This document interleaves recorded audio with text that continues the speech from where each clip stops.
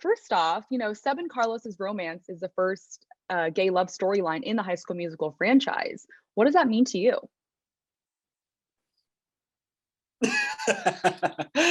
I mean, it's unreal.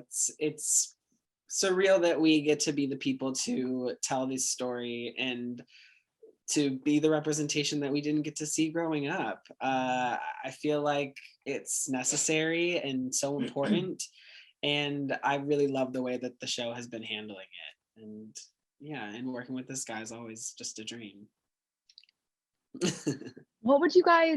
Did you have any role models growing up and queer role models? And like, how does it feel to now be those role models, especially for the young audience? Oh my gosh, queer role models. I think for me, it was always, I mean, I don't know. It's like tricky. Actors, characters. Yeah, you have to go, because I grew up without television, so it's a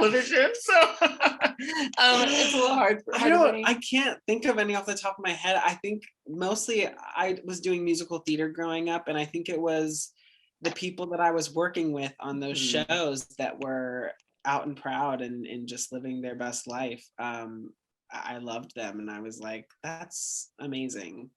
And they're so themselves.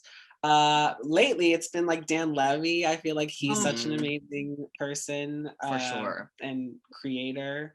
But yeah, it's amazing and unreal again to be now sort of a part of role models. You are. So have you guys had any LGBTQ fans reach out to you? If so, are there any like memorable moments that you could share from those encounters? Yeah, I think, well, one of the amazing things about social media is that you have like a direct connection with the people who are watching the show, and you're getting to see in real time how people are connecting to the show and the characters. And so I think one common one that I've gotten that I kind of have always appreciated is the ones that are just like, Carlos gave me, or our characters gave me the confidence to be myself or to come out to my family. And that's just like, wow, like that's when you sit back and you see the impact of these characters and what the show is doing. And so those are always the ones that like make me like happy. Yeah, people say like that our characters like saved them. I'm like, that is just like wild to me. And I like don't want to put too much pressure on us, but like it's really beautiful that they find so much comfort in our show and our characters. And that just shows that you guys are role models. So if you ever think you're not, that just shows that you are. It just feels weird to be like, yes, I'm a role model. Yeah, no, for sure.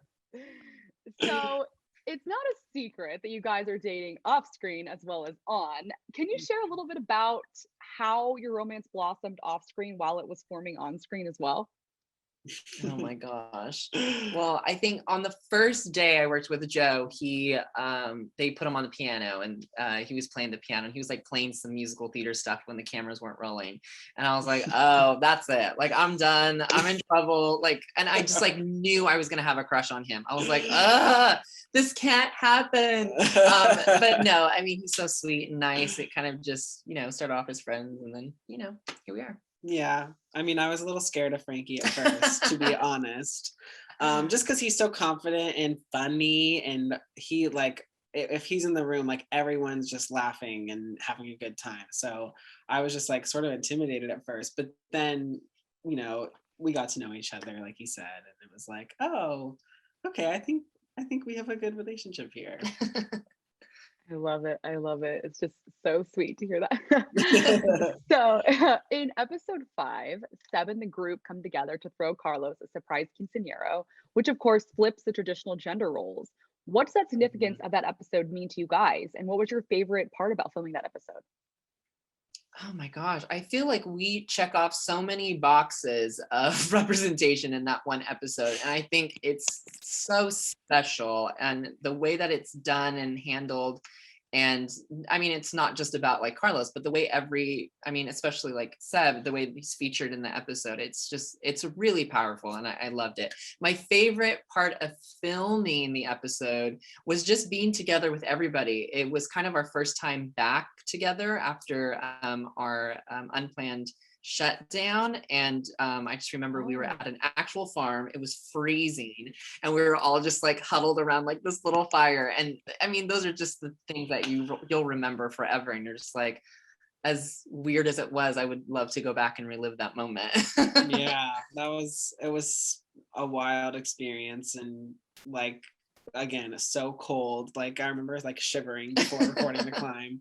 But no, to tell those stories and to sing that song and you know, in that context for Seb and Carlos, like of identifying Seb's climb, if you will, and figuring out who he is and how he identifies. And you know, it is a journey, especially in high school, figuring out who you are and who you want to love. And like, that's a climb. It is. Oh. So I don't know. I just think like it's a really beautiful moment for the characters, and I'm so glad that we had that opportunity to do that. And you brought this up. Your character Joe sings the climb to Carlos. Would you say that's your favorite song you sing this season? And when recording it, did you get to sing it to Frankie? Like, was Frankie in the studio with you? Can you imagine? I'm just like redo that. Just kidding. I'm like, no, that wasn't it. Higher. Yeah, I think that's definitely one of my favorite things I got to do this season for sure. And no, I actually wanted it to be more of a surprise for Frankie. So I like tried to practice it whenever he wasn't around. And then no, he was not in the studio. I was just there alone. But yeah, doing it actually on camera he was there. So that was cool. I love that. It makes it even more special because then you get to like almost surprise him with it, which is great. Yeah. So last question. I have to ask about your co-star Olivia Rodrigo and her incredible debut album, Sour. What is it like to watch your friend become so successful so quickly? And do you have a favorite song on the album? And if so, what is it? Oh my God. Oh my gosh, she's gonna make us pay. You can say more than one. I think it changes daily. It's just like, it depends on what mood you're in and what you're feeling. And if you're driving versus if you're in the shower versus if you're getting dressed for the day. I mean, I end up singing all of them like throughout the day. Yeah. Like, they just get stuck in my head. The whole album is one song that we are listening to all the time. But watching it happen, I mean, it's really amazing, and it couldn't happen to a more deserving person. She is literally like one of the sweetest people. She's very humble and hardworking. And she cares. She's all about like who she's talking to more than she is about herself. So like, she deserves it. My favorite one right now is I just keep singing Favorite Crime all over. That's a good like, one.